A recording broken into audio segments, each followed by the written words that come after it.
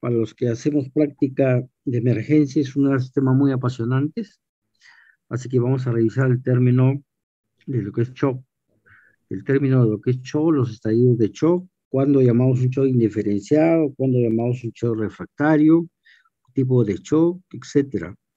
Eh, Quiero comenzar con una parte muy importante para mí, ¿cuál es? La historia del shock.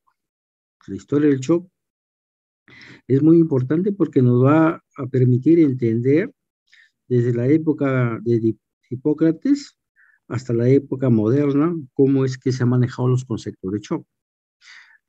Para que vean que paulatinamente se ha ido evolucionando y tenemos ahora los conceptos mucho más claros. Es así que el shock se ha comenzado a hablar desde la época de Hipócrates, o sea, hace más de miles de años. Posteriormente, pues apareció el shock como término. Antes se hablaba shock, después se cambió por shock, el que se conoce ahora. Posteriormente, Lata hizo los estudios postraumáticos de los pacientes. Acuérdense que en la época antigua el shock se ha desarrollado más por shock traumáticos, ¿sí? Shocks hemorrágicos, infecciosos, etcétera. Antes, acuérdense ustedes que no había ni antibióticos, la cirugía era obsoleta, por eso se hablaba de los estadios, de los estados. Pero en la época de Doctor, disculpe, ya no se le escucha. sí, en la época de... ¿Ahí me copian? Ahora sí, de nuevo, sí. Ah, en la época de Hunter, en el año 1794, él dijo que el tratamiento no se podía ser eficaz si no se fundamentaba en el conocimiento de las causas. Miren, desde esa época ya se hablaba de que alguien estaba produciendo shock, pero que era muy importante averiguar las causas. Miren, desde el año 1794. Y ahí que Moses, en el año 1867, populariza este término, el término de shock. Pero es en el año 1867 donde hace un tratado y escribe la primera en la época, Doctor Zapata, antigua, en la época de Egipcio, el rey Meses muere por una picadura de insecto. Y ahí la descripción del primer shock anafiláctico que vemos en historia de estos tipos de shock. En el año 1872, Cross ya comienza a explicar. Doctor Zapata, ¿me escucha? Disculpe que interrumpa. Sí, se te va el audio un poco, Juanito. Se te va, o sea, se aleja un poco el audio. A ver, de repente estás un poquito lejos del micro. Manténlo constante ahí, por favor. ¿Ya? Te aviso cualquier cosa.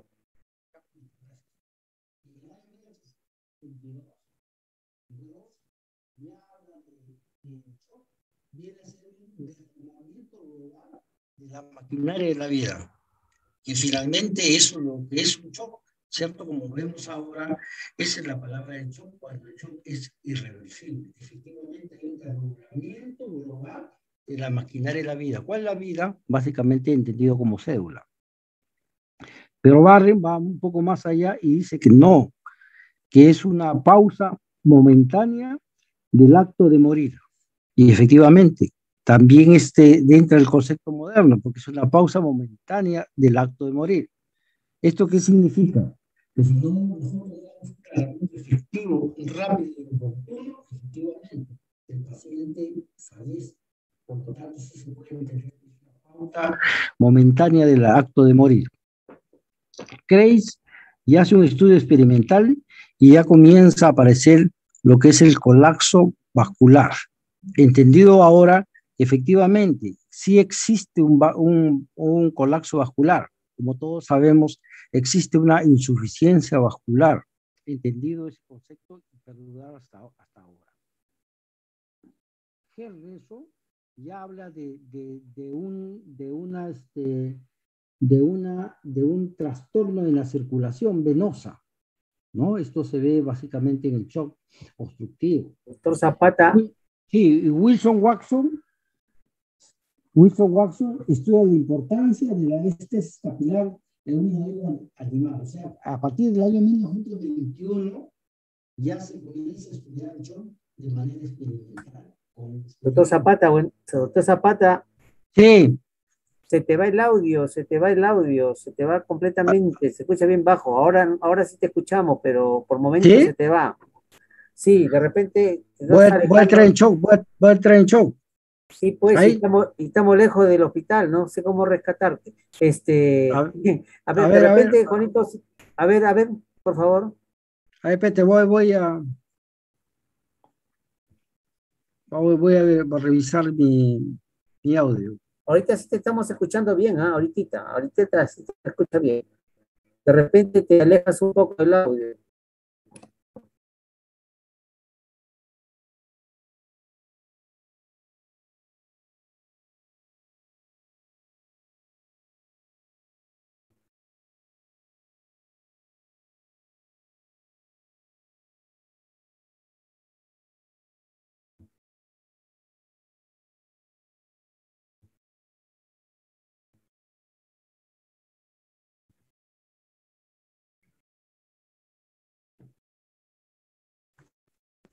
Ay, apriételo. ¿Ahí me copian? Sí, sí, te copiamos bien, te escuchamos bien. Ahora sí. Sí, Perfecto. Disculpen esta tecnología, estamos en la nanotecnología todavía, nosotros. Entonces, he ahí ya donde se habla de un desequilibrio vascular, etcétera, y llega Cannon en el año 1940, donde ya habla del ácido láctico, ¿ya? El ácido láctico como algo final de lo que es shock, que luego en la clase vamos a ver que efectivamente es un acto final de lo que es el shock. Después Cross perdón, un ratito, ¿eh? Un ratito.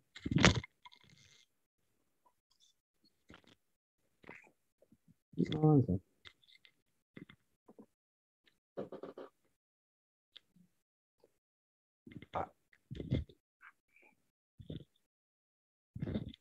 Ya Balas, Weaver, Guyton ya llega donde ya habla de una deuda de oxígeno. Efectivamente hay una deuda de oxígeno. Cuando, como ustedes saben, el shock viene a ser la deprivación de oxígeno, ¿cierto? Porque hay una falla en la entrega del oxígeno, la célula falla en captar el oxígeno o consume una cantidad de oxígeno y luego le elimina la cantidad que no usa, más o menos un 30%. Pero cuando se incrementa el metabolismo, esta extracción que se hace, de repente se hace más y la célula llega a tener un déficit de oxígeno. Eso es explicado por Guyton en el año 1960. Después Shoemaker ya habla a nivel molecular de lo que es shock, etcétera, ¿no? Entonces, ahí, este es el avance de lo que es finalmente el concepto de shock que vamos a revisar durante la clase, históricamente documentado a través de los años. Entonces, ¿qué entendemos por shock? El shock, como toda enfermedad, es un síndrome dinámico y progresivo. Es un fracaso del sistema circulatorio para mantener una adecuada perfusión tisular. Primer concepto que tenemos que tener nosotros, perfusión tisular, adecuada perfusión tisular. O sea, si no tenemos una adecuada perfusión tisular, implícitamente ya estamos hablando de shock. Acuérdense, una perfusión tisular no es igual a una adecuada presión arterial. ¿Por qué? Porque hay pacientes que están hipotensos, pero no están hipoperfundidos, no están en shock. Al revés, hay pacientes que están hipoperfundidos y normotensos. O sea, no es igual, no es igual. Perfusión a hipotensión.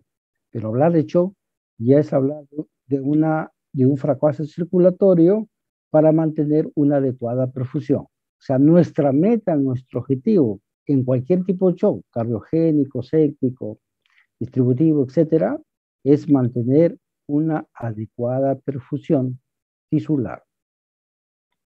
¿Qué pasa si no se corrige esta perfusión tisular?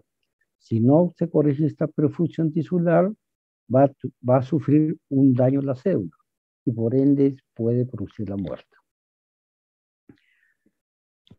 Entonces, ¿pero qué entendemos cuando un paciente está hipotenso? Que es importante tener el concepto de hipotensión. Hipotensión básicamente se acepta como una presión sistólica menor de 90 o una presión media menor de 65. ¿Está bien? Entonces, eso tenemos que tener en consideración. Para que nosotros logremos revertir el shock, una de las principales metas es mantener una presión media mayor de 65. Entonces, ¿qué es el shock? El shock es una falla circulatoria para mantener una perfusión tisular efectiva. Perfusión tisular efectiva. Y los sitios comprometidos, básicamente, es la microcirculación, el intersticio y la célula. Entonces, ¿qué pasa si no logramos una perfusión tisular efectiva? Se desencadena toda la cascada que ustedes conocen muy bien ahora, que consiste en la destrucción celular. La destrucción celular finalmente va a llevar a la liberación de todos los mediadores que conocen ustedes, citoquinas, interleuquinas, factores de necrosis tumoral, procoagulantes, anticoagulantes, que finalmente todo eso va a llevar a una destrucción de la célula. La célula destruida va por todos los cuerpos, va por todo el cuerpo como un ente extraño y va a producir más daño. Solamente las células, sin tener en cuenta el germen, el trauma, etc. Solamente los desechos de la célula producen daño a nivel celular. Es importante entender que el shock también tiene estados. Entonces hablamos de 3 estados de shock. Uno es el estadio 1, o llamado el pre-shock, o el shock compensado. 2 es el estadio 2, o shock establecido. Y 3 es el estadio llamado falla multiorgánica. Acuérdense que nuestro paciente en emergencia puede llegar en cualquier estadio, ¿cierto? Paciente que sufre un accidente automovilístico en la emergencia y puede llegar en estadio 1. En estadio 1 es pre-shock, o sea, todo está compensado. Acuérdense que cuando hay shock, digamos, baja la presión, se activa todo el sistema que ustedes conocen, liberación de catecolaminas, adrenalina, noradrenalina, vasopresina, etcétera. Y eso finalmente lo que va a hacer es compensar el shock. ¿Está bien? Entonces, para mantener la presión adecuada, cuando los sistemas de compensación del shock se activan y compensan la presión arterial, estamos hablando de un paciente estadio 1. ¿Qué significa? Que clínicamente el paciente lo podemos encontrar pálido, taquicárdico, diaforético, pero normotenso. Estadio 1 de shock. A diferencia que cuando estos sistemas de compensación son vencidos por los contrasistemas, digamos, llega al tal que la presión arterial baja y se establece el shock establecido. Cuando esto progresa, finalmente, cuando hay destrucción celular, todo lo que hemos visto, pasa a fallar los sistemas, ¿cierto? Entonces lo conocemos como disfunción orgánica, la disfunción orgánica. Entonces, con estos conceptos, adquirimos, nosotros podemos decir que nuestro paciente está en shock. Está en shock séptico, está en estadio 1, o está en shock séptico estadio 2, está en shock con estadio 3, o sea, con una falla multiorgánica. Entonces, es importante cómo podemos nosotros detectar en qué etapa de estadio o etapa de shock está nuestro paciente, de acuerdo a lo que nosotros estamos aprendiendo hoy día. ¿Vale? Lógicamente, la meta del médico de emergencia es detectar el shock en el estadio 1 o si está en el estadio 2, revertirlo. Cuando más rápido nos damos las medidas terapéuticas, vamos a revertir el shock. Entonces, qué tenemos que entender esto? ¿Cuál es la importancia de revertir rápidamente el estadio del shock? Si nosotros no revertimos rápidamente el estadio del shock, se van a producir lesiones isquémicas iniciales, o cuando nos demoramos en reperfundir a nuestro paciente, vamos a producir lesiones por mecanismo de isquemia reperfusión. Entonces, es muy importante tener estos conceptos definidos. Sobre la epidemiología del shock, el shock pues tiene una mortalidad elevada, ¿no? Acá de repente hemos exagerado 80, 90, pero va a depender mucho de qué tipo de shock tenemos. Si tenemos un shock séptico, las últimas revisiones, ustedes van a ver diferentes estadísticas, pero las últimas revisiones en el mes de julio está el manejo del shock o la mortalidad del shock en el 26%, ¿ya? En la mayoría de países pues está arriba del 40-50%, estamos hablando del shock séptico. Sobre la mortalidad del shock hipovolémico, según Tintinel está entre 30 y 40%, y la mortalidad del shock cardiogénico en Estados Unidos llega al 48%. Esto, con todo el desarrollo tecnológico que tienen los países, ustedes ven, es una mortalidad alta. Significa que de 2 pacientes que llegan con shock cardiogénico, uno se muere, ¿cierto? Luego vamos a ver todo lo que se hace para el manejo de shock en Estados Unidos, para que vean que a pesar que se hace todo, la mortalidad casi es el 50%.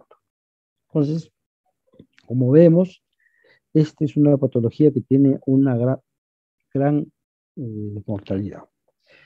Esto es para explicar más o menos cómo es que hipotensión no es igual a shock, entendiéndose como presión arterial, resistencia periférica por gasto cardíaco igual a presión, y entendiéndose como aporte de oxígeno, entrega de oxígeno, que la revisa con el doctor Vivio Zamora, que es igual a gasto cardíaco por consumo de oxígeno.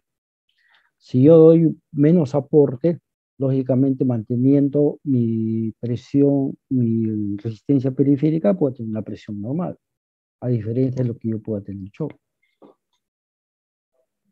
Esto ya lo he revisado con el doctor Vivio, el DO2, el CO2, lo que es una entrega de oxígeno, lo que es un contenido de oxígeno. Esto quiero aprender para que más o menos aprendan.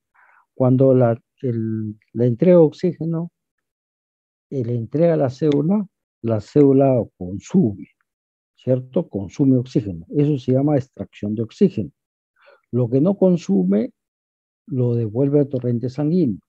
Si lo ponemos con un número, más o menos, para entender en cuestión de porcentaje, la entrega de oxígeno es 100%, digamos. Y la extracción de oxígeno es 30%. Lo que no usa es 70%. Eso se conoce como saturación central venosa de oxígeno. ¿Está bien? Eso tiene que ser 70%. Entonces acá hay dos situaciones.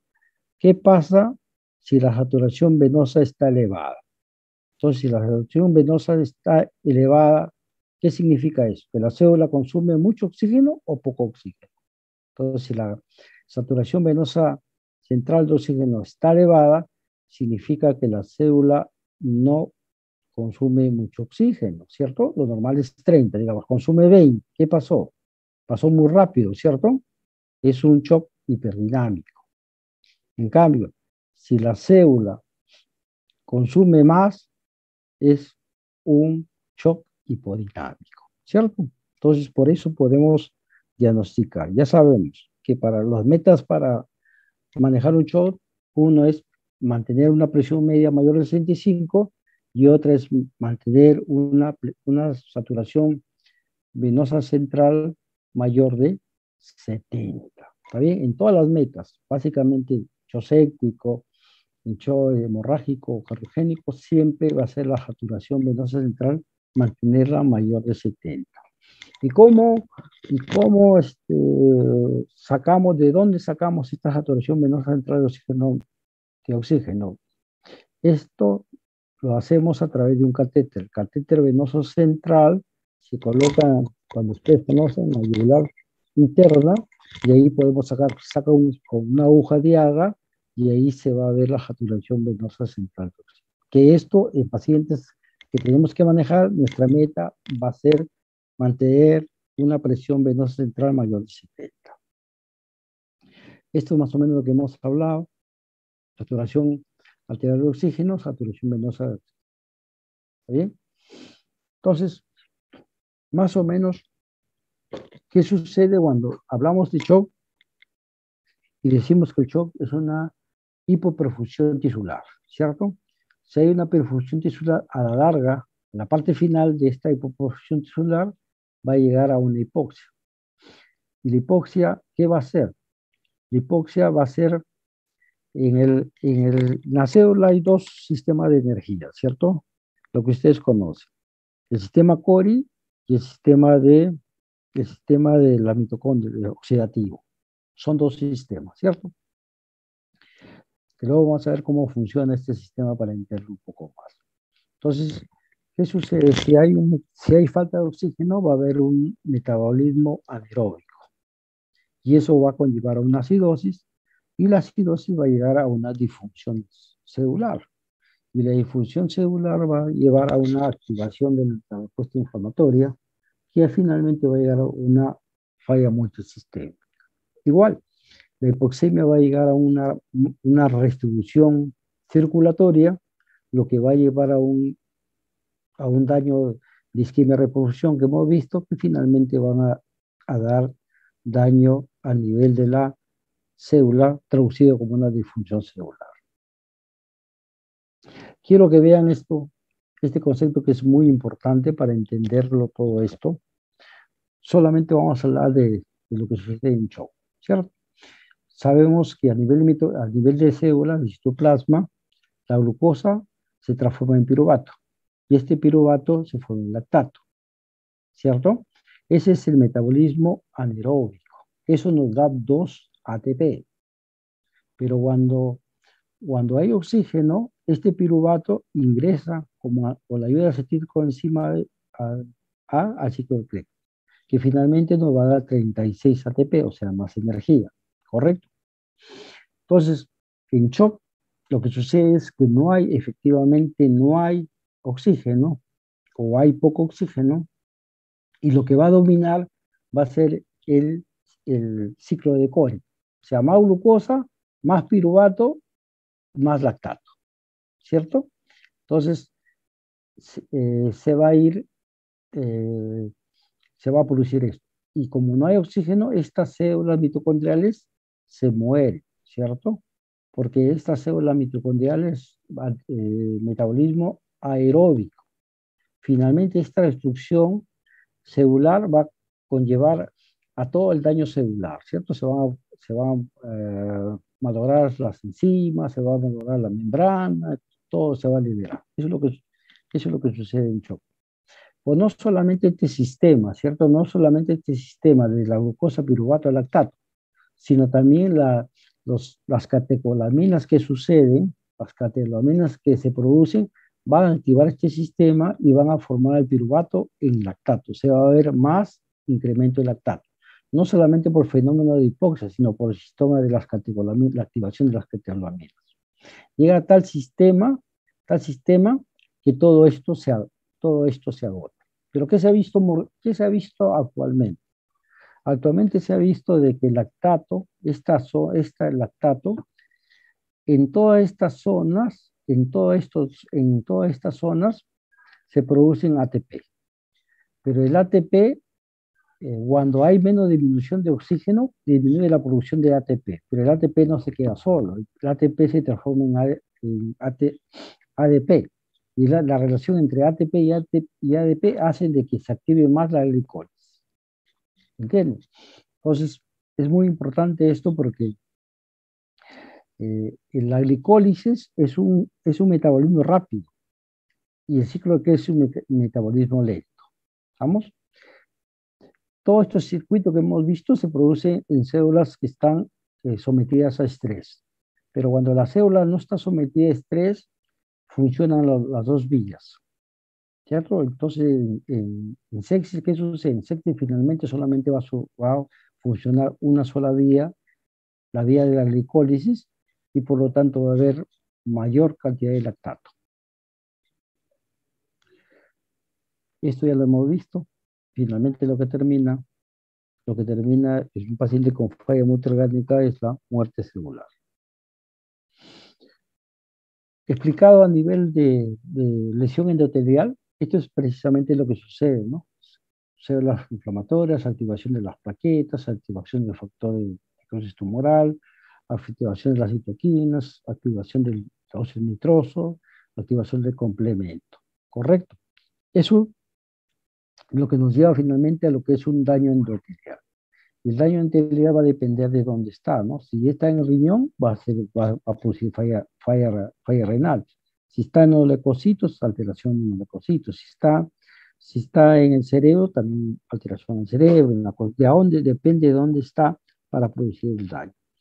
Si produce más de 2 daños, va a producir una disfunción orgánica múltiple. Y finalmente, si esto progresa más de 3, 4 órganos, lo que produce finalmente es la muerte. Pero ¿qué sucede cuando un paciente llega a emergencia? Cuando un paciente llega a emergencia, no llega con un shock, digamos, con un shock séptico, ¿no? Finalmente ustedes pueden decir que puede llegar con un shock séptico, no por las historias, ustedes dicen, no, historia, tos, fiebre, etcétera, pueden predecir, pero hay pacientes que no solamente llegan con un shock, ¿no? A veces llegan con los dos, con dos. O a veces nosotros no sabemos qué tiene el shock. Cuando nosotros sabemos que el paciente está hipotenso, taquicárdico, oligúrico, con alteración de la memoria, con taquimia, con piel fría, con acidosis metabólica, hiperlipidemia, ¿cierto? No sabemos en qué estadio está, pero sí sabemos que está en shock. Sabemos que está en shock, pero no sabemos la causa. Entonces, cuando el paciente está en shock y no sabemos la causa, se llama shock indiferenciado. ¿Cierto? Traducido como hipotensión, puede estar taquicárdico, puede estar oligúrico, puede tener alteración del estado mental, puede estar taquígneo, puede estar con piel fría, con acidosis metabólica y hiperlipidemia. Con cualquiera de ellos puede llegar. Como ustedes pueden ver, puede llegar en cualquier estadio, nosotros no sabemos. Pero mientras tanto, ya sabemos que el paciente está en shock, que se llama un shock indiferenciado. Pero no vamos a tomarle el electro y decir, este es un infarto, etc. No, lo que tenemos que tomar es una actitud. Si el paciente está hipotenso, pues le aumentaré la presión. Si el paciente está con fiebre, pues le bajaremos la fiebre, etc. Vamos dándole tratamiento a ese shock indiferenciado, como luego vamos a ver cómo se trata. Entonces, ¿cuál es la importancia de esto? ¿Cuál es la importancia? La importancia de ver qué mecanismos fisiopatológicos están incluidos. ¿Cuál es la causa de esto? ¿Qué me parece? Me parece que el paciente está en shock hemorrágico. Bueno, si tiene un accidente y viene con hemorragia, con sangrado, etcétera, yo puedo pensar que ese paciente está en shock hemorrágico, ¿cierto? Pero acuérdense que el shock hemorrágico también puede ser porque el paciente de repente estaba manejando y tuvo una contusión torácica y luego la primera causa también puede ser una contusión miocárdica, o sea, también puede ser un obstructivo, ¿cierto? Entonces, no solamente hemorrágico, o también de repente se rompió el pulmón y puede ser una neumotora, tensión, obstructivo también, o puede estar sangrando. Entonces, muy importante es averiguar los mecanismos fisiopatológicos incluidos en este cuando se presenta el shock. Indudablemente nos va a conllevar finalmente a determinar cuál es la causa, cuál es la etiología del shock. Y como dije, que nos va a permitir tomar las medidas terapéuticas que tenemos que hacer. ¿Qué hacemos con ese paciente? ¿Cierto? Si el paciente determinado que es un shock cardiogénico, inmediatamente ese paciente es candidato para una angioplastia, como todos vamos a ver en la clase. Entonces, muy importante es cuál es la causa. ¿O es una falla de bomba? ¿El paciente se infartó? ¿O es una volemia? El paciente se hidrató, está con diarrea, náuseas, vómitos, ¿no? Diarrea de 15, 20 cámaras, ¿no? Y llega hipotenso, pues yo puedo pensar que es una hipotensión. O el paciente baja de un avión, dolor torácico, Hipotensión 5, pues puedo pensar que es un embolismo pulmonar masivo, un cuadro obstructivo. O puedo pensar en un paciente que tiene 5 días de enfermedad con fiebre, náusea, vómitos, diaforesis, tos, ¿no? Puedo pensar que un paciente puede estar siendo un vasodilatorio, no un shock séptico. Entonces, de acuerdo a qué nivel yo puedo pensar. Entonces, ¿cómo clasificamos un shock? Un shock lo clasificamos en 4 etapas o en 4 tipos. Un shock cardiogénico, un shock hipovolémico, un shock distributivo y un shock obstructivo. Entonces, acá lo más importante es que un shock no puede estar solo. Digamos, un paciente con un shock hipovolémico, verbigracia, un paciente con una hemorragia digestiva, ¿no? Una hemorragia digestiva. Este paciente está bien, está con un shock hipovolémico, nosotros hacemos diagnóstico de shock hipovolémico. Pero este paciente, la hipovolemia hace hipofusión, hace injuria cardíaca y hace infarto, ¿cierto? Y hace un shock cardiogénico. O sea, tiene un shock hipovolémico con shock cardiogénico. Igual, un shock séptico también puede ser un cardiogénico. ¿Sí? Como todos ustedes muy bien, tipo 2 todavía, ¿cierto? Tipo 2. Entonces, aparte de aprendemos los tipos de shock, es muy importante pensar siempre que el shock siempre puede estar acompañado. O sea, no solamente un shock polémico, sino también puede ser un shock cardiogénico. ¿Sí? Entonces, ¿qué pasos vamos a tener para manejar un shock? 1, hacer el diagnóstico. Acuérdense. La meta del médico de emergencia, aparte de estabilizar al paciente, es diagnosticar. Y diagnosticar de manera rápida y oportuna. O sea, hacer el diagnóstico y estratificar. ¿Qué tipo de shock tengo en mi paciente? Tengo estadio 1, estadio 2, estadio 3. ¿Qué tipo de shock es?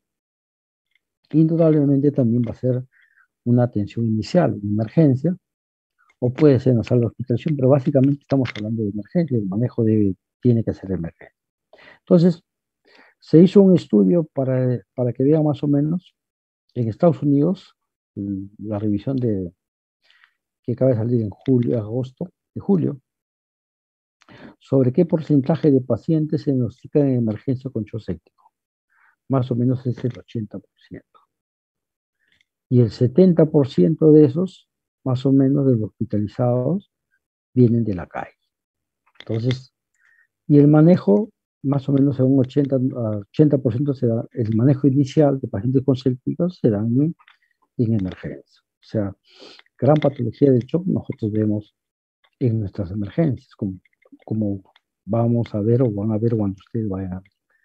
Indudablemente, pues, el shock es un manejo en equipo, no es un manejo solo, ¿cierto? Shock, el médico de emergencia evalúa al paciente y define qué tipo de shock es, y de acuerdo a eso, puede mandar las operaciones, puede mandar la trombolisis, angioplastia, puede dar el medicamento que ustedes quieren, su volumen, etcétera. Y el manejo sucesivo es emergencia o UCI, ¿cierto? Para continuar el tratamiento. Muchas veces. ¿Vale? Entonces, otro punto importante sobre el monitoreo del paciente. ¿Cómo monitorizo el paciente? Lo monitorizo de manera invasiva o no invasiva. Entonces, la corriente moderna es usar monitoreo no invasivo sobre lo invasivo. Y la otra es medida de soporte total. ¿Qué significa esto? Si el paciente llega con shock, yo tengo que manejar de la A hasta la E. A, B, C, D, E. Dale, ¿no? Si el paciente está respirando mal, dale oxígeno.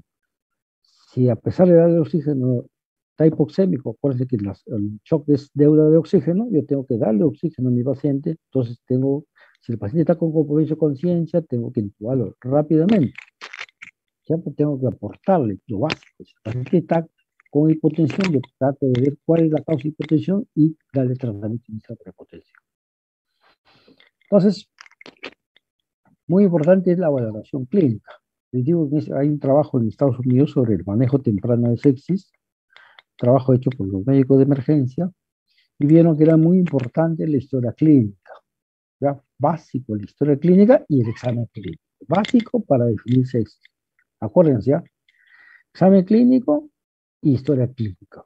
Entonces, en examen clínico, ¿qué vemos con el paciente? Vemos cómo está su piel, si está cianótica, si está frío, ¿cierto? Acuérdense, el llenado capilar, acá he puesto mayor de 3 centímetros, pues mayor de 2 centímetros. ¿Está bien? Cuando el llenado capilar es más, el llenado capilar es más prolongado, la mortalidad aumenta, ¿cierto? ¿Por qué el llenado capilar y la mortalidad aumenta? ¿Qué sucede? En los mecanismos de compensación, uno de los primeros mecanismos de compensación es la vasoconstricción. ¿Y la vasoconstricción de dónde? De la piel, ¿cierto? De piel. ¿Y para qué? Para que esa sangre que está acumulada en la piel se vaya a los órganos nobles, ¿cierto? Se vaya al cerebro y se vaya al corazón. Necesitamos sangre. Por eso la piel puede estar fría, por eso la piel puede estar cianótica, por eso la piel puede estar pálida, por eso el paciente puede estar sudando, etcétera. ¿Cierto? Es importante la valoración de piel. Y valorar piel es valorar hipoperfusión. Estamos hablando de hipoperfusión, acuérdense. Entonces tenemos que valorar clínicamente cómo está su piel. ¿Eh?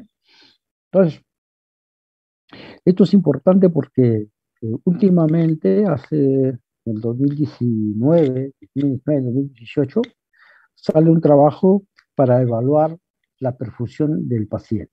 Yo le doy tratamiento y lo perfundo. La escuela hasta hace 3 años el manejo era cómo va el lactato. Si yo doy el líquido y el paciente mejora su lactato, está yendo bien, inclusive puede dar pronóstico. Pues salió este trabajo, y yo monitorizando el llenado capilar, me resulta más efectivo que el dosaje de lactato para tratamiento del paciente, para que vean. O sea, no solamente sirve para el diagnóstico, sino también sirve para el tratamiento. Ese trabajo se llama de Andrómeda, ¿ya? Para acuérdense, Andrómeda. Otra manera de evaluar al paciente es cómo está su riñón, ¿cierto?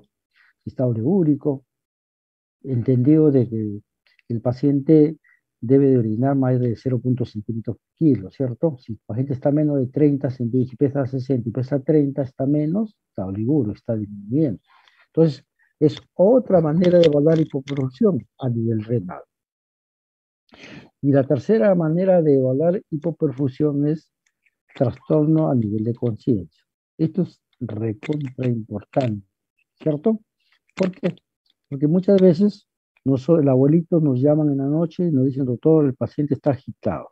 Entonces nosotros lo que hacemos es, le ponemos, póngale su azepam, ponle su aldol, para que no está agitado, no, pobrecito. Entonces esto hay que tenerlo en cuenta, ¿ya? El trastorno de conciencia puede ser, el paciente puede estar muy agitado, excitado, agitado, o nubilado, o en coma. ¿Estamos? Entonces cuando el paciente hay un trastorno de sensorio, podemos estar descartando, podemos pensar que ese paciente está haciendo algo, está hipotenso, está séptico, etcétera, etcétera. Pero no podemos dejarlo para decirle que ese paciente solamente está así porque es viejito, ¿no? No, eso no tenemos que hacer nosotros. ¿Eh? Entonces, conclusión. Clínicamente, ¿cómo evaluamos una perfusión? A 3 niveles. A nivel de piel, a nivel de riñón y a nivel de cerebro. ¿Estamos? Entonces, esto ya lo hemos visto. Ahora, importante es para diagnóstico de shock, es los antecedentes, ¿cierto? Como dije, pues en emergencia, como digo en el grupo de práctica, el diagnóstico es rápido. Llega el paciente, uno lo está viendo, lo está estabilizando, está poniendo su oxígeno, y el otro está poniendo la historia clínica, ¿cierto? ¿Qué antecedentes tiene? La historia clínica tiene que ser dirigida, no tiene que ser muy amplia, ¿cierto? Tiene que ser muy dirigida y a lo que nosotros queremos. Por eso en esta guía de recomendaciones que ha salido en abril para manejo de sepsis, le da mucha importancia a la historia clínica, pero la historia clínica tiene que ser en conjunto. No solamente puede ser en conjunto del médico que lo recibe, sino antes el paramédico, el enfermero, quien lo cuida, etc. Ellos nos pueden servir para ayudar y hacer el diagnóstico mucho más rápido. Por eso es importante esta unión que se está haciendo en otros países para el manejo de sepsis, digamos. Entonces la historia clínica, los antecedentes patológicos es muy importante. Indudablemente también las historias previas, ¿no? Se ha visto que los pacientes, por decir, los pacientes sépticos que han sido hospitalizados previamente, 9 meses dicen, y han empleado antibióticos, entonces en ellos podemos pensar que el antibiótico que le vamos a dar tiene que ser un antibiótico de amplio espectro.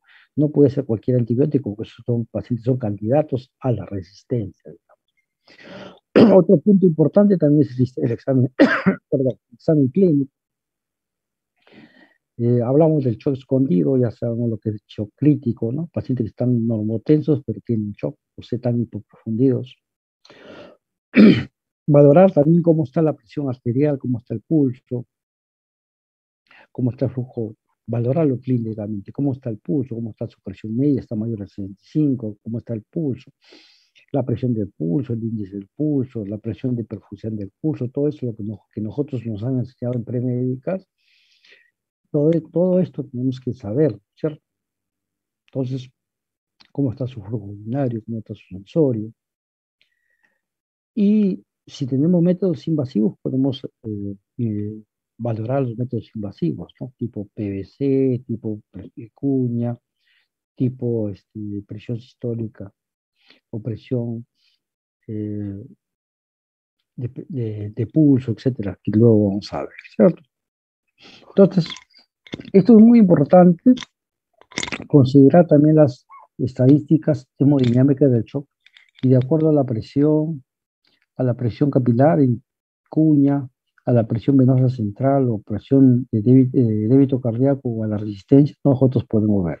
Por decir, un paciente hipovolémico, perdón, va a estar su presión venosa disminuida, pero va a haber incremento de la resistencia periférica, ¿cierto? Miren, ustedes como todos pueden ver, el débito cardíaco está disminuido, porque es shock, ¿cierto? Shock mayormente es débito cardíaco disminuido, pero hay una situación donde el débito cardíaco puede estar aumentado, es en shock distributivo, ¿cierto? En el shock distributivo, fase tardía. O sea, el shock séptico, fase tardía, el débito cardíaco puede estar aumentado. Igual la resistencia, ¿cierto? En la resistencia en todo está aumentado, pero en la primera fase del shock distributivo, básicamente séptico, está disminuido. ¿Qué significa esto? Cuando tienen clínicamente un paciente con una resistencia periférica aumentada, el paciente está frío. En cambio, un paciente que está calientito, porque la resistencia está disminuida, ¿cierto? Podemos encontrarlo en un shock distributivo. O sea, no siempre que está frío no está en shock, sino también un calentito puede estar en shock, como vemos acá. ¿Y cómo evaluamos el paciente? Paciente, ¿cómo evaluamos la precarga? ¿Cómo evaluamos la contractilidad? ¿Cómo evaluamos la poscarga? ¿Cómo evaluamos el débito cardíaco? ¿Cómo evaluamos la oxigenación a nivel final? ¿Cierto? Hay diferentes métodos que lo vemos en la transparencia de la eco, el catéter, los sistemas de hemodilución, los catéteres que se colocan en la arteria pulmonar, la hemodilución, etcétera, hasta la videomicroscopía, ¿cierto? Esto es lo último que se ha visto, se ve. Hay aparatitos que ven a nivel de la videomicroscopía o a través también de la sublingual podemos ver la perfusión tisular. ¿Sí? Pero últimamente, pues con el avance de la ciencia y la implementación y mejoramiento de los mismos, en emergencia ha aparecido un aparato que ha revolucionado el servicio de emergencia, ¿cierto? Entre ellos es la ecografía. Entonces, con la ecografía, bajo diferentes protocolos que tenemos para evaluar el paciente en shock, son dos protocolos, hasta 3 protocolos, ¿cierto? El protocolo del FAL, uno, el protocolo de Rush, que es el más conocido, y el protocolo de FAS, ¿cierto? Entonces, sobre el protocolo de Rush, hay pasos que se dan, ¿no? Entonces, ¿qué evalúo? Evalúo las 3 causas que puede producir el shock. Evalúo bomba, evalúo tanque y evalúo tuberías. De acuerdo a la bomba, yo puedo decir, ¿sabes qué? Este paciente tiene un problema cardíaco, ¿no? ¿Cómo evalúo? Evalúo el ventrículo derecho, el ventrículo izquierdo y contractibilidad.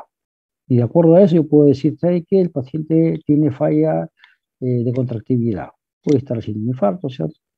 O tiene falla en el llenado, puede estar haciendo un problema obstructivo. O tiene derrame pericárdico, yo puedo verlo, porque estoy evaluando la bomba, la bomba. Otro es el tanque. ¿En el tanque qué evalúo? El tanque puedo evaluar el sangre, no puedo evaluar neumotoras, puedo evaluar el pulmón, puedo evaluar hemorragias, y otro es la cañería o las tuberías, donde evalúo las arterias, femoral, para ver si hay aneurisma o disección de aorta, etc. Entonces, disfunción de bomba por una obstrucción, mecánica, si hay taponamiento, lo que hemos visto, disfunción de bomba, etc. Ahora, otro punto importante es qué examen le pido a un paciente con shock. ¿Qué le pido? Estamos hablando de todos los tipos de shock, ¿cierto? Básicamente los elementales que ustedes conocen, o de acuerdo a lo que yo pienso, ¿cierto? Si el paciente viene con dolor torácico, diaforesis, hipotensión, pálido, etcétera, yo puedo estar pensando que ese paciente está hipotenso, puede estar haciendo un infarto, entonces lo primero que tengo que tomar es el electro, ¿cierto? No va a tomar el hemograma, ¿cierto? A diferencia de un paciente que viene con un shock séptico, ya puedo tomar el IVA, suave, todo lo demás exámenes que ustedes conocen, ¿cierto? Otro punto tan importante es la imagenología. ¿Qué le tomamos, no? Si nosotros sabemos que un paciente con shock séptico, la primera causa en el mundo es neumonía, pues tengo que tomarle placa, ¿cierto? Si la placa no sale negativa, le tomo tomografía. O tengo que tomar el examen de orina, ¿cierto? Si estoy pensando en un shock séptico. Les tomaremos pues, todo el arsenal que ustedes tienen en emergencia donde trabajen, úsenlo. ¿Ya? Siempre úsenlo y úsenlo rápido. No, este shock no nos da tiempo para pensar ni decir, ¿sabes qué? Mejor le tomo esto primero. No. Vean, y de acuerdo a lo que ustedes piensan, ustedes le toman el electro.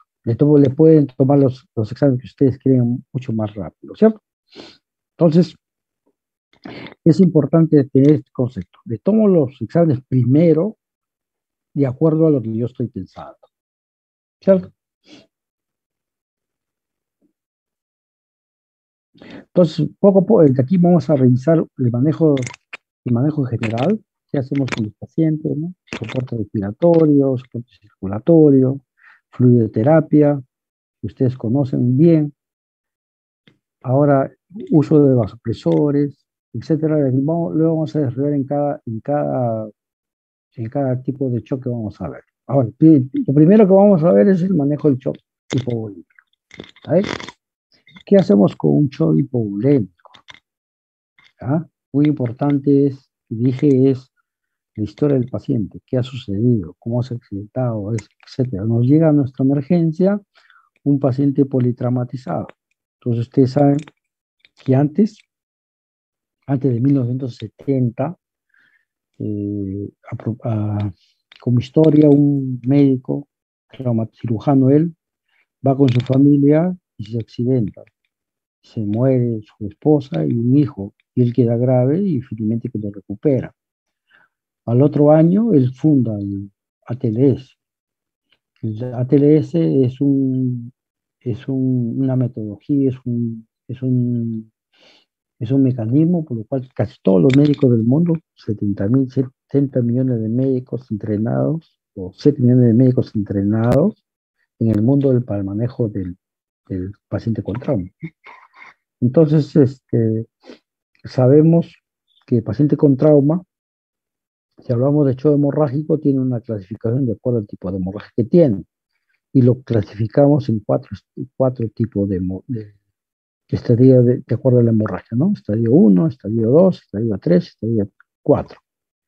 Y de acuerdo a eso, de acuerdo a la frecuencia cardíaca, la presión, al sensorio y al urinario, nosotros podemos definir en qué estadio está el paciente.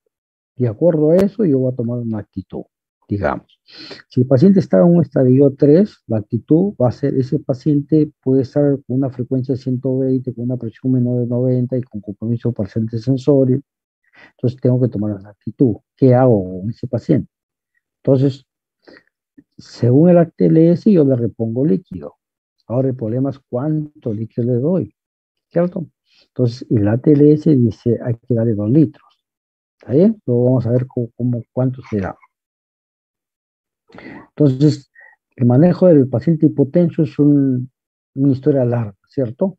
Hay escuelas como la TLS que le dice dele uno de 1 litro a 2 litros. Ahora, ¿qué cristal? Le doy cristaloides, le doy lactato de Ringer, etcétera. Básicamente yo recomiendo cristaloides, 2. Ahora, y de acuerdo a eso se va a ver la respuesta. Si el paciente responde bien, tranquilo. Si responde mal, cuidado. Hay que ir averiguando cuál es la causa que le está produciendo eso más que todo. Y aplicar todo lo que nosotros sabemos, ¿no? Tomarle todo lo que nosotros sabemos. Tomarle tomografía, tomarle ecografía, o un estudio especial, una angiografía, etc. Todo lo que nosotros tenemos para determinar por qué lo que está descompensando, de acuerdo a lo que estamos pensando. Otro punto importante, antes nuestra meta, nuestro objetivo era el paciente viene sangrando, ahí súbelo a la sala de operaciones y que lo opere. Eso no se hace, ¿ya? Lo que ahora se hace es la resucitación con control de daño, concepto que tiene ya tiempo, ¿cierto? Porque ¿qué pasaba? Que el paciente a veces le controlaba ese sangrado y en sala de operaciones comenzaba a sangrar, a hacer hipotensión, diaforesis, de consumo y se moría. Ya habías controlado el sangrado, pues el paciente había hecho todo lo que nosotros sabemos, ¿cierto? Entonces, ahora lo que se propone es la resucitación con control de daño, ¿cierto? Luego vamos a ver en qué consiste. Entonces, hay cosas muy importantes para manejo de paciente con trauma, ¿cierto? Hay que evitar que el paciente esté hipotérmico, porque ustedes saben que la hipotermia es un asesino del paciente con trauma. Aplicar presión, ¿cierto? Evitar que el paciente se desangre más, ¿cierto? Entonces hay que ver todos los sitios que el paciente está sangrando. Si el paciente está sangrando en un lugar visible, lo que yo tengo que es comprimir el paciente, la primera media. Pero hay sitios donde yo no puedo comprimir, pues hay que usar otros aditamentos, ¿no? Hay anticoagulantes especiales que se pueden dar para esa zona. O determinadas cosas. Si el paciente está con un sangrado de pelvis, yo puedo hacer lo envuelvo al paciente para protegerle para que no siga sangrando. Es muy importante eso, evitar que el paciente se siga sangrando. Ahora, ¿en qué consiste la reanimación con control de daño? Consiste en lo siguiente. Uno, hipotensión permisiva. ¿Ya? Disculpen. La hipotensión permisiva, ¿en qué consiste? Mantener una presión mínima. El concepto de antes, ¿cuál era? Llega un paciente con ACV hemorragia, ponle 4 cubos de sodio, ponle ya paz. ¿Y qué se ha visto? Que los pacientes cuando se le da mayor cantidad de volumen, tenían más mortalidad con aquellos que había recibido volumen. Entonces, mantener la presión. Entonces, ¿cuál es la presión? Ideal, se asume que es entre 70 y 80. Presión media, 50. Si el paciente tiene un TEC y está con un politrauma, puedo llevarlo a una presión sistólica de 110 con una media de 80. ¿Está bien? Por todo lo demás, 70-80 con una media de 50. Ahí me quedo. ¿Estamos? Ya no elevarle la presión a la neumotensión, digamos, porque eso le hace más daños, se mueren más los pacientes. Por lo tanto, tengo que usar menos cantidad de líquido, la cantidad mínima, ¿no? Como dije ya, se ha revisado no solamente en trauma, también en sepsis, que cuando uno le da mayor cantidad de volumen, en sepsis por decir, el promedio de pacientes que daban eran 6 litros. Y vio que cuando usted le daba 6 litros después de 24 horas, la mortalidad aumentaba. ¿Está bien? En sepsis, en trauma también se ha visto. Moraleja, restringir la cantidad de líquido. ¿Vamos? ¿Qué pasa si nuestro paciente tiene una clasificación tipo 4? Paciente tipo 4 está chocado, está diaforético, está dormido. ¿Qué hago? Puedo activar el protocolo de transfusión masiva. ¿Qué se tiene por transfusión masiva? Bueno, se pierden 10, cuando yo transfunde 10 unidades en 24 horas o 4 unidades en 1 hora. Ese es el concepto de transfusión masiva o hemorragia masiva. Tener una sospecha de una hemorragia masiva es igual a una transfusión masiva. ¿Y qué debo de poner? Debo poner paquete globular, plasma y plaquetas. La relación, ¿cuánto tiene que ser? 1, 1, 1. ¿Por qué pongo plasma? Para mantener los factores de coagulación, ¿cierto? ¿Cuándo pongo fibrinógeno? Cuando el fibrinógeno es menos de 1.5. ¿Qué más pongo en un paciente politraumatizado? Ya le puse plaquetas, ya le puse plasma, ya le puse paquete globular. ¿Qué puedo usar? Ácido tranexámico. Siempre y cuando uso ácido tranexámico, cuando el paciente tiene 4 horas de trauma. Por eso es importante el tiempo en que llega mi paciente. ¿A qué hora llegó? De acuerdo a eso, yo le doy el ácido tranexámico. ¿Cuánto le doy? 1 gramo. ¿En cuánto? En 100. Y de ahí, cada 8 horas, 1 gramo. Ácido tranexámico. Otra cosa que le puedo dar también es cuando yo politransfundo a mi paciente, tengo que darle gluconato de calcio, ¿cierto? Con los considerandos y todo lo que ustedes conocen. Ahora, otro punto importante es la resolución homostásica. ¿Cuánto le doy de sangre? ¿Cierto? ¿Hasta cuánto es lo ideal? ¿Qué hemoglobina debo de llevar al paciente? ¿A qué hemoglobina debo llevar? Entonces, trabajos. Compararon 7 con 9. Y se vio que los pacientes, la cantidad, el objetivo que yo debo tener es 7. Aunque en el Perú algunos consideran 10, ¿no? Pero a nivel mundial, 7. Ese es el objetivo que yo debo tener. 7, ¿cierto? Cuando tiene menos de 7, le paso sangre. Tiene más de 7, tranquilo, ¿cierto? Porque ustedes saben que las transfusiones sanguíneas no son tan cristianas que digamos, también producen daño, ¿cierto? Producen daño. Inclusive pueden producir transmitir enfermedades, ¿cierto? Algunos piensan que los pacientes que son transfundidos pueden producir más infecciones, ¿correcto? Entonces es muy importante eso. Y solamente le pongo sangre a un paciente si tiene menos de 9, si es coronario, ¿no es cierto? ¿Cuánto le pongo plaquetas? Entre 50.000, ¿cierto? Si el paciente tiene un T grave, tengo que llevarlo a 100.000, más o menos. ¿Sí? Indudablemente también tengo que evitar y tratar la acidosis y la hipotermia, ¿cierto? Entonces la hipotermia hay mantas especiales y para la acidosis evitar todo lo que nosotros sabemos, ¿no? Tratamiento rápido de la presión, no usar muchas soluciones, muchos cristaloides, ustedes saben que produce acidosis, etc. Ahora, ¿qué examen le pido a un paciente con choque hemorrágico? Pues le pido su hemograma, su hemoglobina, su lactato, su déficit de vaso, su fibrilación, etc. Ahora, lo nuevo de esto son los métodos viscoestéticos. Los métodos viscoestéticos están dos, uno es tromboelastografía y el otro es la trombolometría. ¿Esto qué mide? Miren, esto es un estudio que se hace fuera del cuerpo humano donde se ve todo el sistema de coagulación. Este sistema me permite decir, ¿sabes qué? Ponle más plaquetas, ¿sabes qué? Ponle factor de coagulación, ponle sangre, etc. Nos permite hacer el diagnóstico de lo que le está faltando al paciente efectivamente afuera, ¿cierto? Esa es la importancia de esto. Otro punto importante es el déficit de base, también sirve para ver mortalidad. Un paciente que tiene más de 10 déficit de base o sangrando, su mortalidad es mayor, ¿cierto? Indudablemente también el lactato por todos los considerandos que hemos visto. Otro punto importante que tenemos que tener, o otro punto para el manejo, es el paciente que tiene un infarto, ¿cierto? O perdón, el paciente que tiene un shock cardiogénico.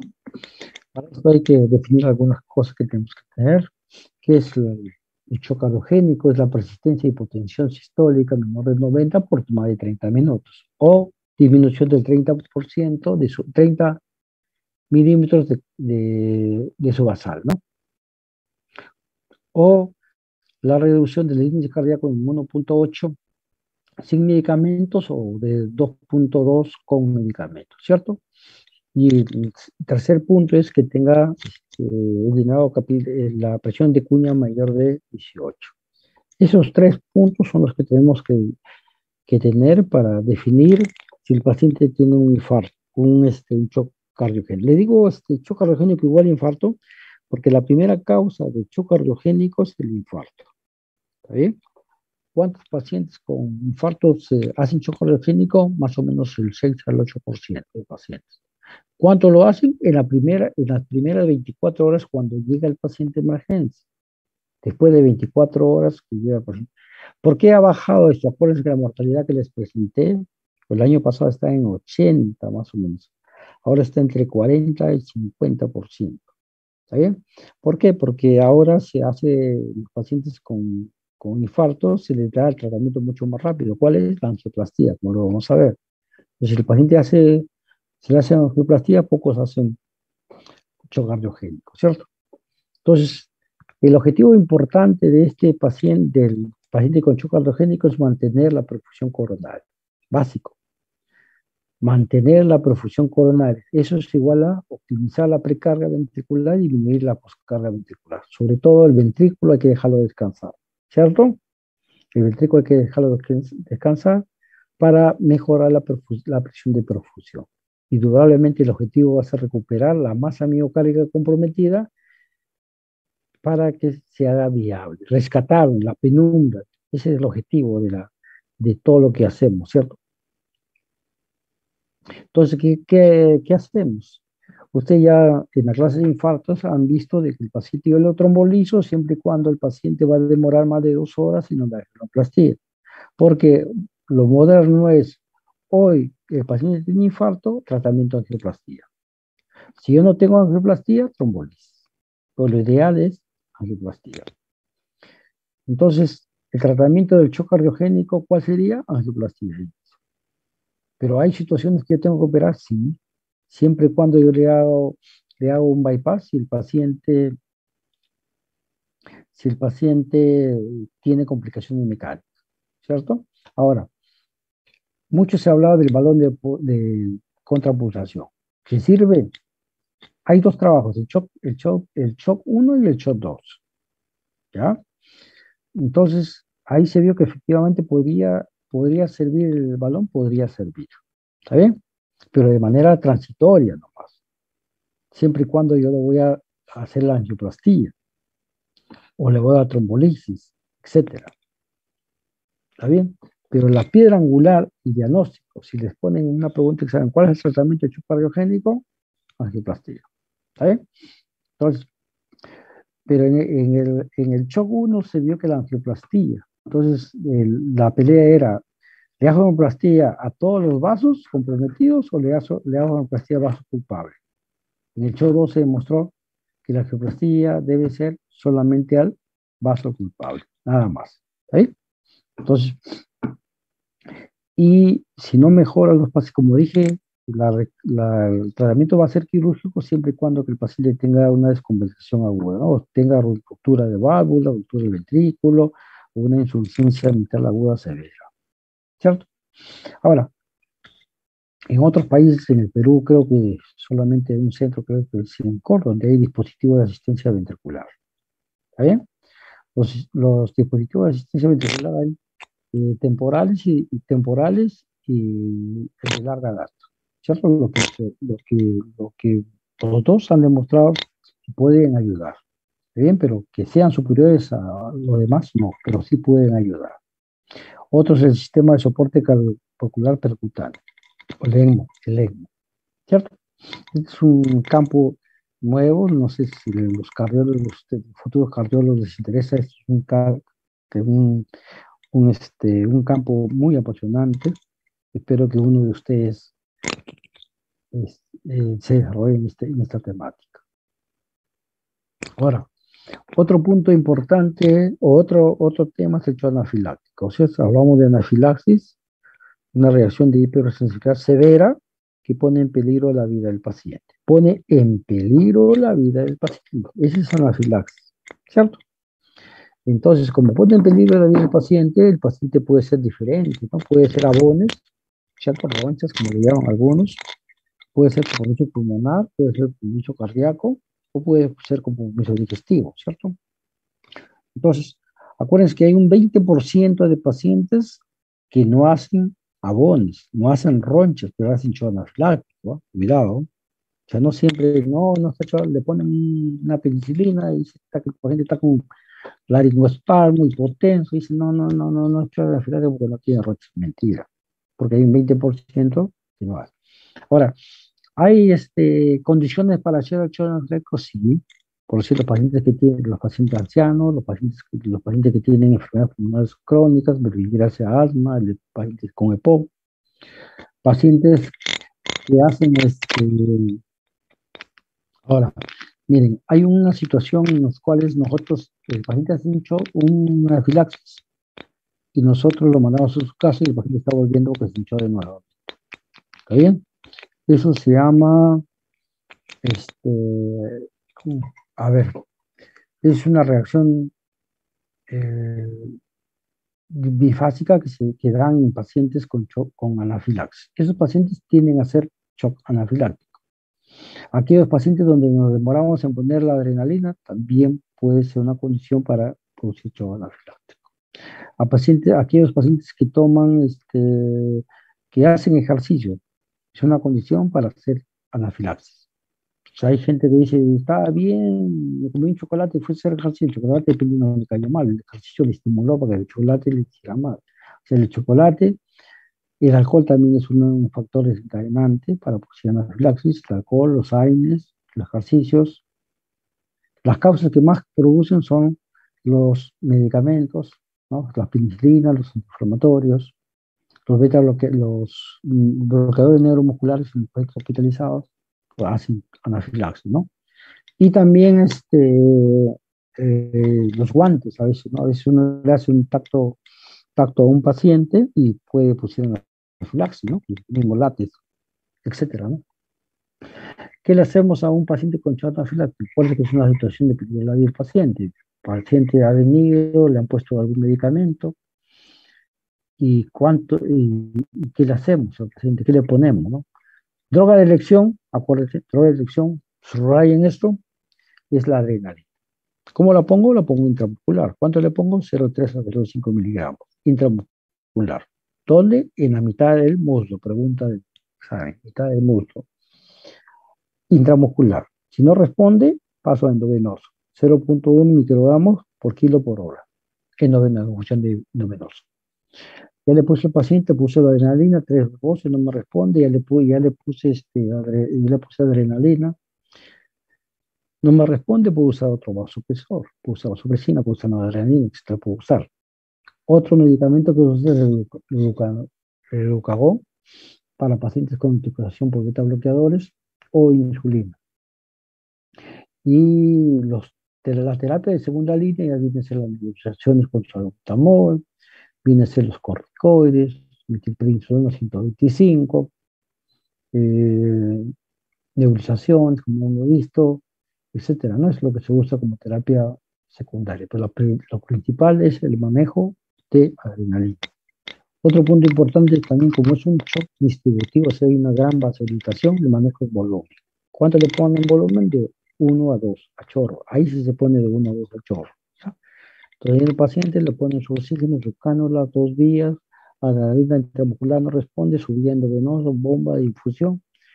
Ya manejan el ABC, el ABC que ustedes manejan, ¿cierto? Vía aérea, etcétera, etcétera.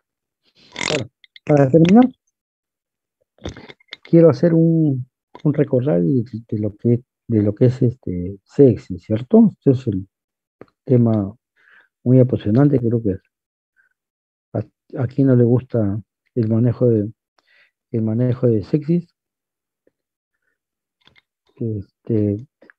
Y para esto hay que estudiarlo de cuando empezó, ¿no? Para definir los conceptos, del año 91, pasó al año 2001, de ahí pasó al año 2004, de 2004 a 2008, 2012, 2016. La última guía de manejo que ustedes conocen y la manejan perfectamente es la del 2016. ¿Ya? De ahí una, ha salido una autorización en el 2018. Vamos a ver todo esto más o menos para vernos. En el año 1991 apareció el concepto de sex, definido como un SIR más una infección, es lo que se llama sex. ¿Sabe? También entender lo que es bacteriemia, que es la presencia de gérmenes en la sangre, lo que es sepsis severa, que viene a ser la sepsis más una falla de un órgano, y lo que es shock séptico. En el año 1991 apareció esto. ¿Por qué les cuento esto? Porque miren, porque cuando ustedes van a revisar literatura, van a ver que las sepsis del año 1991, o sea, el SIR más un foco probable o foco definitivo, concepto que tienen que tener ustedes. En Estados Unidos, el Medicare, que es el organismo que paga los seguros en Estados Unidos, no considera a la definición del 2018, 16 como sex. Ellos siguen considerando esta definición del año 1991. Esta definición del año 1991 es conocido como SEC1, ¿ya? El SEC1. Y la última es conocida como la definición de SEC3. ¿Está bien? Entonces, para los seguros de Estados Unidos, esta es la que vale. ¿Ya? Entonces, vamos a ver después por qué vale. Esto ya lo hemos visto. Ahora, pero ¿qué pasó, no? ¿Qué pasó en el año 1991? ¿Qué pasó? Ahí metíamos a todo, ¿no? Porque al hablar de SIR podemos hablar de hepatitis, de quemados, etcétera, del paciente estuviera infectado. Solamente aplicando los criterios de SIR nos íbamos a quedar, o íbamos a meter muchos pacientes que no estaban dentro de lo que nosotros queríamos, que era la sepsis. Por eso en el 2004 aparecen estos criterios, aparecen 25 criterios. Desde los criterios generales, pervigrasa, fiebre, hipotermia, pulso, taquicardia, alteración de sensorio, edema, hiperglicemia, mayor de 120, etcétera, como criterios generales. Una parte, criterios generales. La otra parte, las variables inflamatorias, leucocitos, leucopenia, hemograma, proteína C y procalcitonina. Entonces, miren, o sea, el mejoramiento de esto es, ya comienzan a aparecer los marcadores. Entonces aparece el marcador, pervigrasa, proteína C y procalcitonina para diferenciar. Acuérdense, estadísticamente la sepsis solamente es positiva en los cultivos en el 60%. Y hay 40% de cultivos que es negativo. ¿Estamos? Si nosotros definimos sepsis como una infección, tenemos que ir a la de germen, ¿cierto? Pero hay 40% de yo puedo fallar. Entonces aparecen estas proteínas como por poder diferenciar. Si estas proteínas C, la proteína están elevadas, yo puedo decir, ¿sabe qué? Este paciente probablemente tenga una infección bacteriana. Si están normales disminuidos, puede ser otro tipo de sepsis, puede ser una viral, o puede ser otro tipo de enfermedad, ¿cierto? Una insuficiencia suprarrenal, etcétera, ¿no? Una pancreatitis, etcétera, ¿no? Entonces, para eso es importante este concepto que se acuñó con las variables inflamatorias, ¿no? Otra variable que se tomó es las variables hemodinámicas. Se consideró hipotensión menor sistólica menor de 90, presión media 70, o presión sistólica que disminuye más de 40%.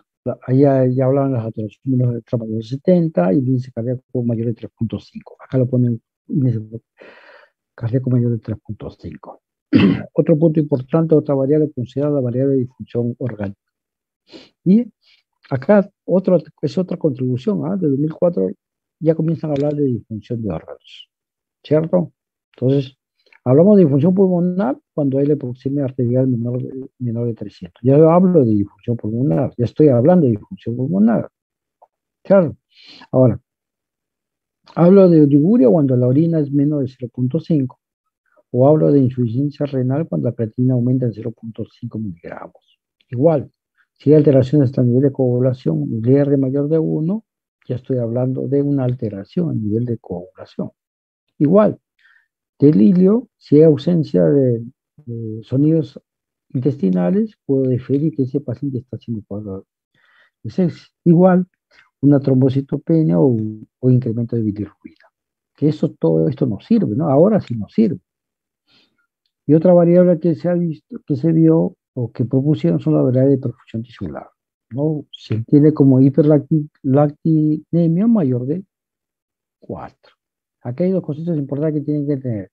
Hiperlactinemia mayor de 4 y acidosis metabólica, se considera acidosis metabólica hiperlactidémica cuando el lactato es mayor de 4. ¿Ya? Ojo, hiperlactidemia cuando es mayor de 2 y acidosis metabólica por ácido láctico mayor de 4. Otro punto importante es disminución de llenado capilar. ¿Ya? O sea, para considerar hipoperfusión tisular es incremento de lactato mayor de 2 o disminución de llenado capilar o el moteado. O sea, como vemos hasta ahora, ya hay varias maneras de evaluar un paciente con shock, ¿no? Presión media sistólica mayor de presión media sistólica, llevarlo, presión media mayor de 65, saturación venosa central menor de 70, el lactato mayor de 2 o moteado, ¿cierto? Yo estoy viendo ya qué es lo que yo tengo que evaluar a un paciente con shock, ¿cierto?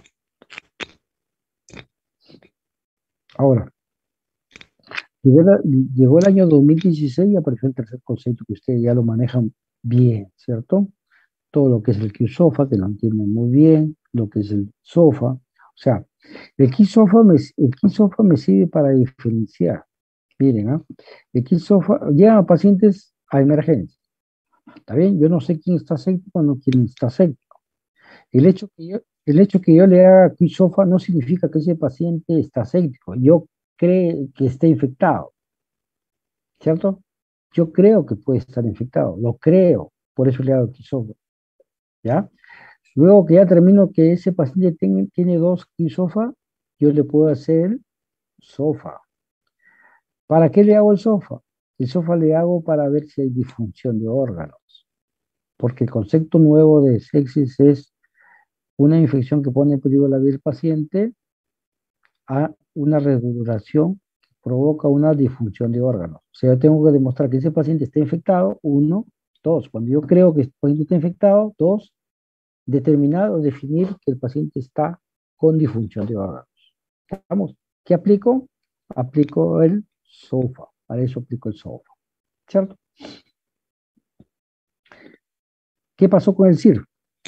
El CIR es muy sensible, pero poco específico. ¿Qué pasó con el SOFA? ¿Qué pasó con el SOFA? El SOFA es muy específico, pero poco sensible.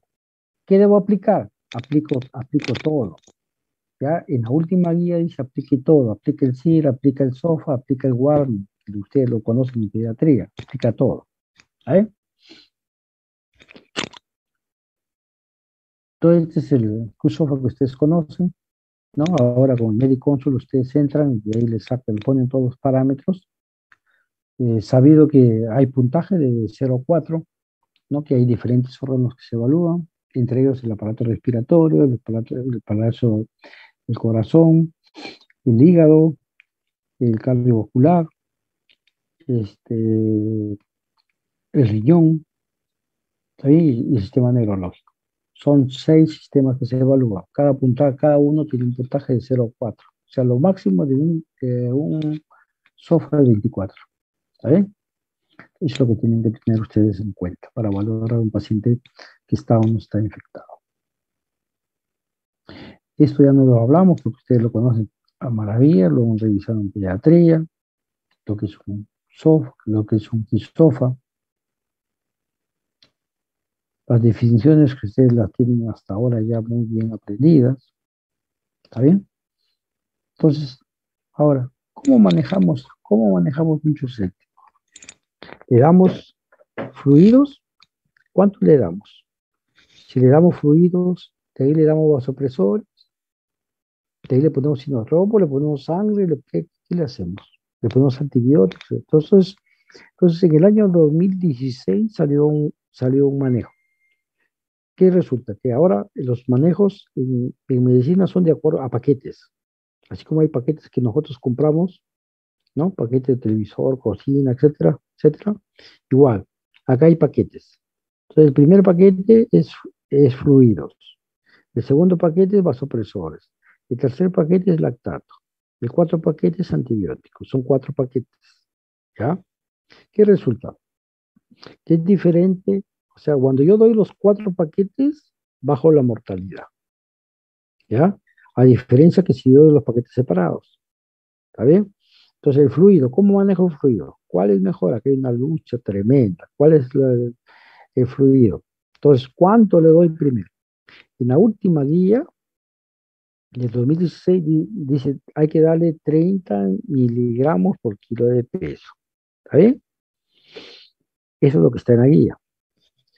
Pero en el 2018 ya se ha visto que esto no es así, que hay que darle solamente 4 a 3 por kilo de peso o 500, y de acuerdo a la respuesta yo le voy a dar. ¿Y cómo veo la respuesta? Con 2 cosas. Veo la respuesta por todos los que nosotros tenemos los métodos por ecografía, por así. En ecografía, ¿qué veo? Veo si el paciente tiene, cómo está la vena cava inferior. De acuerdo a la respuesta de la vena cava inferior, yo puedo dar más volumen o menos volumen. Es una respuesta con una evaluación dinámica. Otra manera de evaluar a mi paciente, ¿cuál es? Con las piernas levantadas. Se supone que un paciente con piernas levantadas, levantar la pierna, se supone que su gasto cardíaco debe mejorar. Le hago con la eco y veo si mejora. Elevo las piernas 3-4 minutos. Si ese paciente tiene un volumen sistólico mejora en el 10%, ese paciente va a tener buena respuesta a los fluidos. O sea, dar poco fluido y evaluarlo de manera dinámica de acuerdo a la respuesta.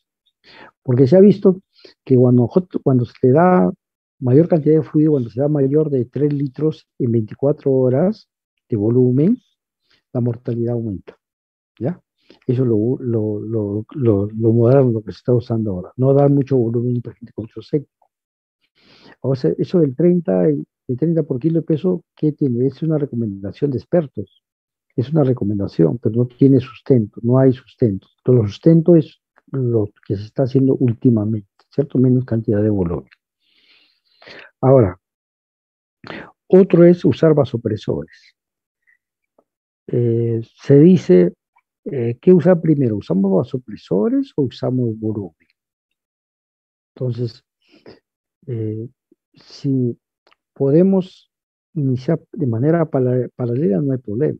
Se puede usar de manera paralela. ¿Qué es lo que se busca con esto? Ustedes ya han visto que cuando damos fluido, mucho fluido, tallamos el endotelio, malogramos el flujo cáliz. Si malogramos el flujo cáliz, hay fuga de líquido, ¿cierto? Y hay formación de trombos. O sea, el fluido, si yo le doy mucho volumen, finalmente lo malogro. ¿Está bien? Acuérdense cuánto tiempo permanece el cloruro de sodio en el vaso. 30 minutos. ¿Cuánto tiempo permanece coloides? 4 horas. ¿Cierto? Entonces, no, mejor le pongo coloides sobre cristaloides. No, porque se ha visto que eso no es significativo a la larga. ¿Cierto? Por lo tanto, podemos seguir usando fluidos. Puede ser coloides o puede ser soluciones balanceadas, tipo lactato ring, ¿cierto? ¿Cuándo uso uno, cuándo uso otro? De acuerdo con, si un paciente tiene una acidosis metabólica hiperclorémica, no le voy a poner cloruro de sodio, porque ustedes saben que el cloruro de sodio que produce acidosis metabólica hiperclorémica, falla renal, trombosis, edema cerebral, carcinoma mental, etcétera, cuando yo uso en demasía. De acuerdo a eso, yo puedo usar. De acuerdo a lo que yo veo en mis electrolitos, puedo jugar. Le pongo cloruro de sodio, le pongo lactato ring, ¿cierto? Ese es en cuanto a los vasopresores. Le pongo albúmina, la albúmina sí deja de, claro. Ustedes saben que la albúmina es muy cara, ¿cierto? Una albúmina es cara. Y la albúmina hay albúmina que es hecha con los humanos, ¿cierto? Si es hecha a través de los humanos, nos pueden transmitir enfermedades también, pueden ser reacciones anafilácticas también, ¿cierto? Entonces, también es un problema que no se da, ¿cierto? Damos vasopresores, damos fluido, como hemos visto, le sacamos el lactato al paciente, vemos el lactato. Acá, como dije, nuevamente hacemos una corrección de fluidos con el lactato, vemos el lactato cómo se va depurando. Entonces hablamos de depuración del lactato. ¿Qué es depuración del lactato? Depuración del lactato viene a ser, tomamos un lactato de inicio y un lactato de 2 horas. Luego restamos el lactato de 2 horas menos el de inicio y le dividimos en el de inicio. Eso da un clearing del lactato. Si yo le doy volumen y ese clearing del lactato disminuye en 10%, ese paciente está yendo bien. Pero el trabajo último que salió es de Andrómeda, se dice que esa corrección también se puede hacer por llenado capilar, ¿saben? Ahora, ¿qué vasopresor usamos? ¿Podemos usar noradrenalina? Sí. Entonces, noradrenalina podemos usar en el shock cardiogénico, también lo podemos usar. Podemos usar noradrenalina y luego el segundo medicamento es cuando ya llegamos a 0.5, que es la dosis máxima de noradrenalina, podemos agregar la vasopresina. O podemos usar la dopamina. ¿Está bien? Entonces, si el paciente tiene una buena perfusión, el paciente sigue hipotenso, tiene saturación venosa central mayor a 70, tiene una buena hemoglobina, y el paciente tiene signos de falla cardíaca, puede ser inotropos, entre ellos la dobutamina, ¿cierto? Acá hay dobutamina, que es lo que se tiene que usar. Ustedes saben que la dopamina actúa a nivel de los beta 1, que son cronotropos positivos vasoconstrictores. Entonces mejoran el volumen de eyección, mejoran el débito cardíaco. Entonces en estos pacientes también podemos usar inotropos verbigrasa dobutamina. Ahora, otro punto importante que se debería hacer y que casi muchos pregonan que es la piedra angular de todo paciente con shock séptico es el manejo del antibiótico en la primera hora, ¿cierto? Entonces, acá yo uso el antibiótico en la primera hora, a pesar de que en la última guía de 2016, 18, 16, dice que debo emplearlo de la primera hora. Pero que resulta que la Sociedad de Infección de Estados Unidos está en contra de esto, ¿no? Está en contra de esto porque cuando yo hago el triage del paciente con sospecha de sepsis, voy a usar antibióticos de alta cobertura, porque cuando yo inicio antibiótico, inicio en paciente con alta cobertura. Si el paciente está séptico, tengo que usar antibióticos de amplio espectro, verbigrasa para pseudomonas y verbigrasa para el estafilococo. Estoy hablando de meropenem con más vancomicina, ¿correcto? Entonces, ellos están en contra de esto. Entonces, la cobertura que se tiene que hacer es una cobertura amplia o al paciente, darle una cobertura de antibióticos amplia para luego hago mis cultivos, previamente hago mis cultivos. La cantidad de volumen de sangre que yo debo tener para los cultivos debe ser de 10 centímetros. Algunos dicen 20, ¿ya? Pero son de 10 centímetros. Con eso se ha demostrado que es la cantidad suficiente para que el germen crezca. Tengo que tomarle 2 días periféricas. El paciente puede estar sin fiebre. ¿Está bien? Le saco la muestra y recién le pongo el antibiótico. La manera que doy antibiótico puede ser endovenoso, puede ser continua, puede ser sostenida, también puede ser sostenida, etcétera. O sea, podemos hablar de esto. Y la dosis que se da de antibióticos de inicio debe ser una dosis máxima. Y eso tiene lógica, ¿no? Porque acuérdense que un paciente antes, el paciente estaba inmodiluido, ¿cierto? Había inmodilución, tanto líquido que le poníamos, entonces el antibiótico está diluido. Acuérdense que también puede haber falla hepática, puede haber falla renal. Entonces el antibiótico se depura a través de estos órganos. Entonces su depuración es mucho más lenta. Por lo tanto, nosotros tenemos que tener una cantidad de antibióticos de buena concentración. Entonces, de inicio, como dije, el antibiótico es empírica. Yo ni te hago por problema, ¿no? Yo pienso que tiene una neumonía, correcto. Si es una neumonía que el paciente está hospitalizado, pues ya tengo que pensar que la cobertura tiene que ser amplia, a diferencia de un paciente que viene de la calle, ¿no? Y viene con una cuadro séptico.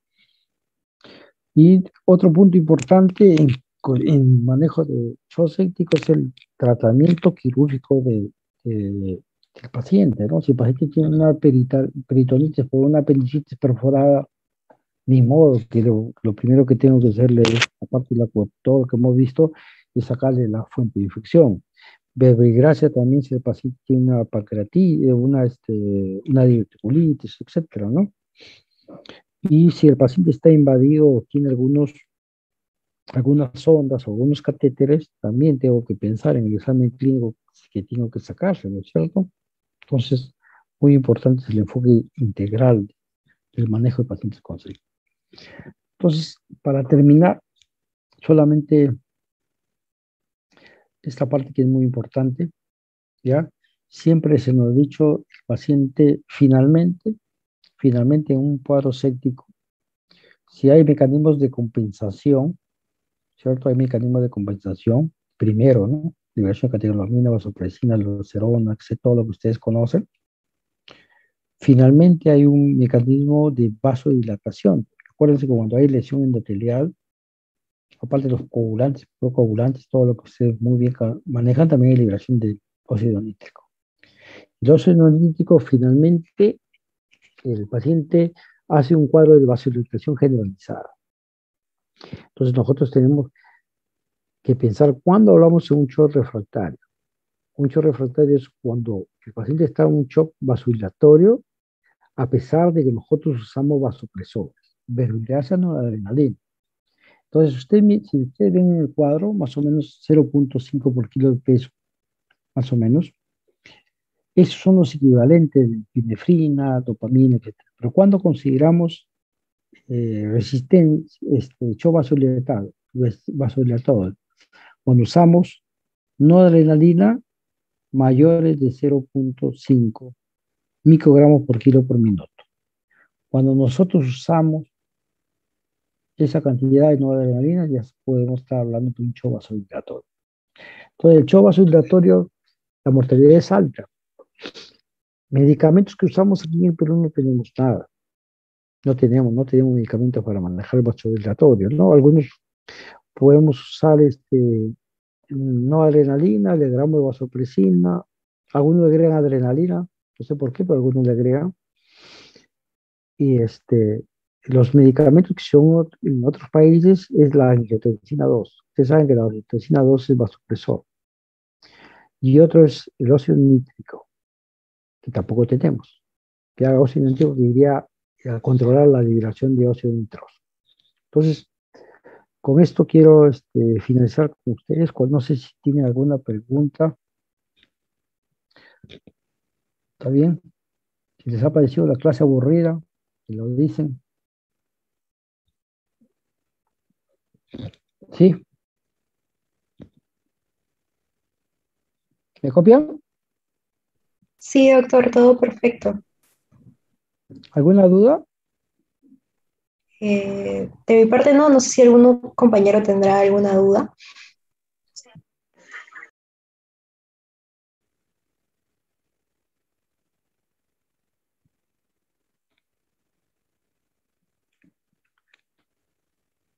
¿Y qué tipo de choques habría en un paciente con coronavirus? ¿Qué les parece? Séptico, doctor. Ujú, está bien, puede ser escéptico, puede ser obstructivo también, un embole masivo que hacen, ¿recuerdan? También, sí, también, séptico, anafiláctico también puede ser. ¿Qué más pueden hacer? Hipovolémico también, ¿no? Depresión de volumen, ¿qué más? Bueno, yo sé que los he aburrido, cualquier cosita, ahí está mi correo, cualquier cosa que les interesa, porque este es un tema que no solamente lo va a ver el médico de emergencias, sino creo que cualquier médico, un infectólogo lo va a ver, el pediatra también va a verlo, el de la UCI indudablemente, el médico de emergencia, todos vamos a verlo, ¿no? Todos vamos a ver cuadros secos. Entonces,